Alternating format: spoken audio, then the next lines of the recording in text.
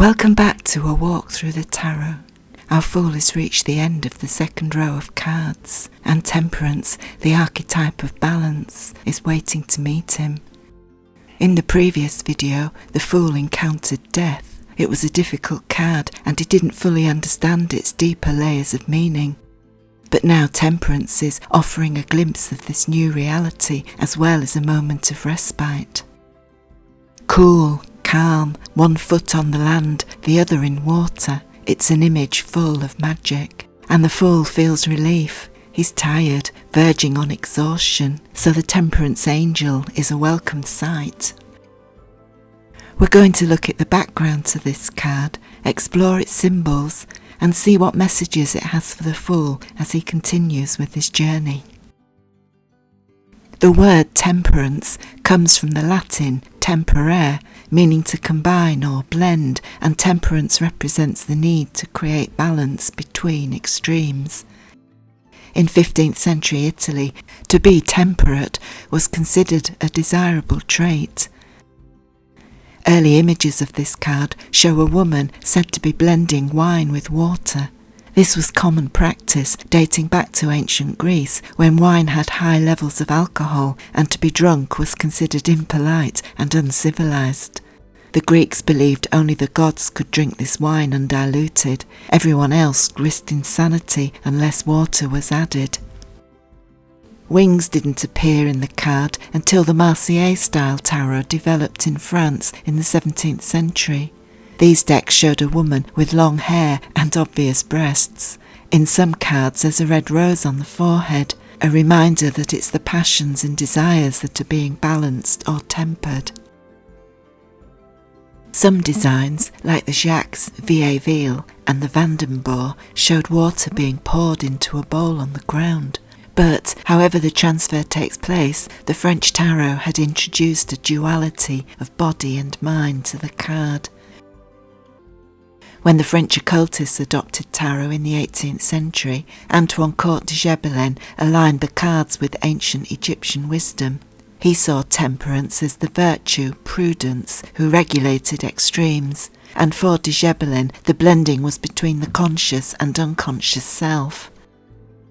A century later, the occultist Eliphas Levi claimed temperance was hermaphrodite, balancing the opposing forces of male and female or active and passive principles.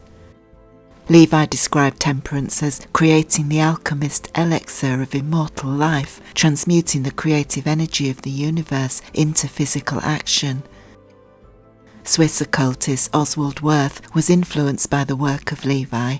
He changed de Gebelin's red rose to a yellow circle for the sun's visible energy, which was being blended with inner, more spiritual awareness.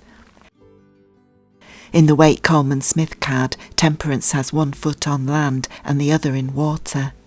A triangle within a square was added to the gown, with the Hebrew letters Yod, He, Vav and He spelling out the name of God. Yellow irises grow by the river and a path leads to two mountains with the sun rising between them. The temperance image has come a long way since it first began in Renaissance Italy, so let's take a closer look at the symbols on this card.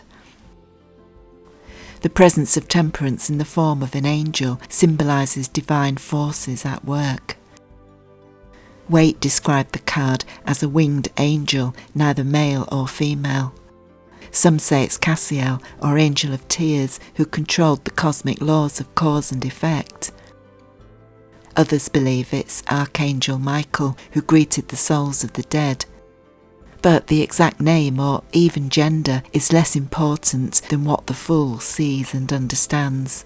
And for him, temperance is an angel, dressed in white and gold, the colours for innocence and new beginnings fuelled by spiritual knowledge and power.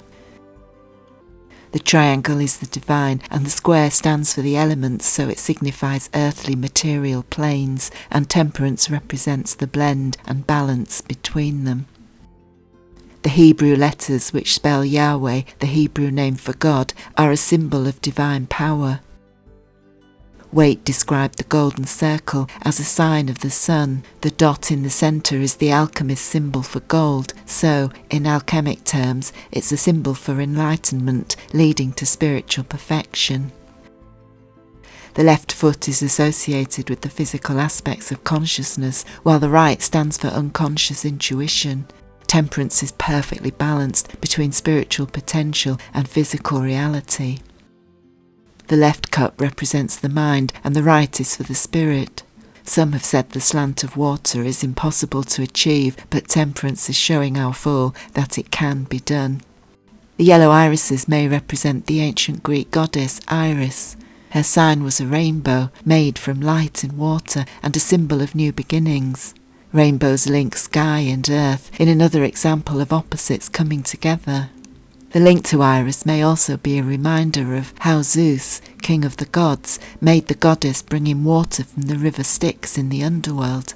Styx water was used to make promises over, a bit like the custom of swearing on the Bible. And Greeks would say, "I swear on the river Styx." Oaths were taken seriously, and, as water was their binding element, so temperance is binding the conditions of balance and harmony. Our Fool is dealing with a serious commitment to change.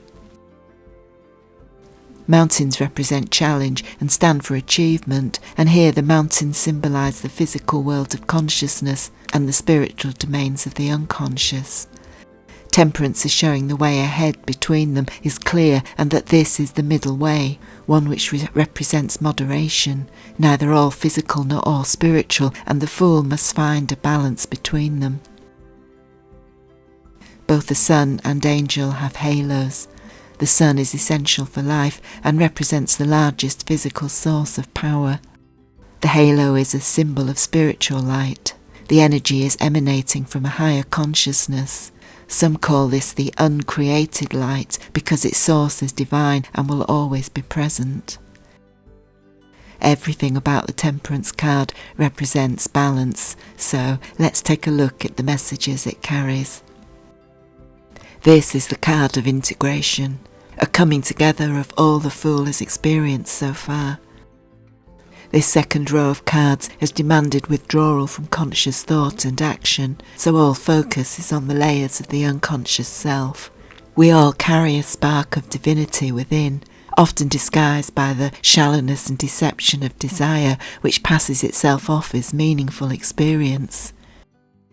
Now Temperance is showing how this energy can be transformed into greater spiritual awareness, not one without the other, but equally combined. The slant of the water between the cups shows what might seem difficult is often not impossible to achieve. The Fool must avoid extremes by developing patience and having faith in a higher power which will help him to blend the different aspects of his life and to create harmony. So long as he has this knowledge, everything else will fall into place. And like all the cards, Temperance can be seen from an opposite perspective. There are the risks of imbalance, of taking things to excess, where a lack of moderation can be damaging both spiritually and physically. Impulsive responses are rarely sustainable, and short-term gratification never lasts. For the Fool, Temperance offers encouragement to take calm, calculated approaches to situations, to develop the maintenance of sustainable action rather than impulsive reaction. In the previous card, he learned how death represented the ending of old patterns of behaviour, so the light of a new inner self can appear. Temperance marks the Fool's new day. This is his rebirth in the physical world. For a moment the two sides of his self are combined, and he will not forget how it feels.